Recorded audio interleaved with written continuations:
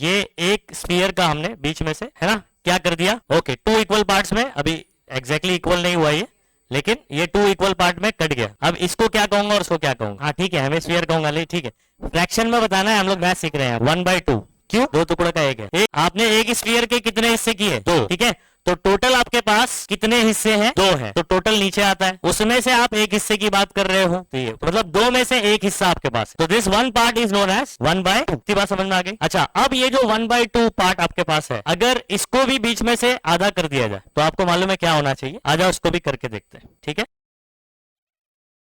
ये मैंने अपने बेटे का चुरा के लाया, इधर सुनो। अब ये कितना हिस्सा हो गया, 1/2 का भी आधा हो गया, ठीक है। अब सोचो मेरे पास अगर मैं इसका भी ऐसे सेम पार्ट कर देता हूं, मेरे पास ये 2 पार्ट आपको दिखाई दे रहा है, ठीक है, और ये 2 पार्ट दिखाई नहीं, टोटल कितने हिस्से हो गए, 4 इक्वल पार्ट है, उसमें से मैं एक की बात कर रहा हूं, तो इसको 1/4 क्यों बोलेंगे, क्योंकि टोटल हमारे पास कितने हिस्से हैं, 4, उसमें से आप एक बात कर रहे हो, तो ये 1/4 हो। आया समझ में कि नहीं। अच्छा, अब हमारे लिए जो काम का है वो ये वाला काम का है, ठीक है। अब एज वाली बात होती नहीं है, इसलिए ये वाला हमारे फिलहाल काम का नहीं है। और अब मैं बात करने जा रहा हूं जो 1/4 हुआ है उसका भी आधा कर देते हैं। तो अब मैं सारे के टुकड़े नहीं करूंगा, अब आपको मैं बता देता हूं सिंपली। अब इसका अगर मैं हाफ कर दूंगा, थोड़ा गुलाब जामुन जैसा नहीं लग रहा है ये 1/4 का भी आधा हो गया, ठीक है। अब सोचो कि अगर मैं इसको भी ऐसे ही कर दूं, इसको भी ऐसे ही 2 टुकड़ों में कर दूं, इसको भी, तो टोटल कितने हिस्से हो जाएंगे जरा सोचिए, 8, ओके। तो मतलब ये जो एक हिस्सा है वो 8 में से एक हिस्सा है, तो 1/8 हो जाएगा। कैसे मिला आप सोचो जरा, अभी मैंने क्या क्या स्टेप्स किए, पहले एक स्फीयर को आधा काटा, आधे का फिर आधा काटा, उसका भी आधा काटा, तब जाके मुझे क्या मिला। अब जो भी यहाँ पर फरीद सीख पराठा पे जाता होगा ना, उसको नींबू ऐसे कट करके मिलता होगा, 1/8 पार्ट, अंडरस्टूड। तो ये एक पार्ट कितने का हो गया बच्चों, 1/8,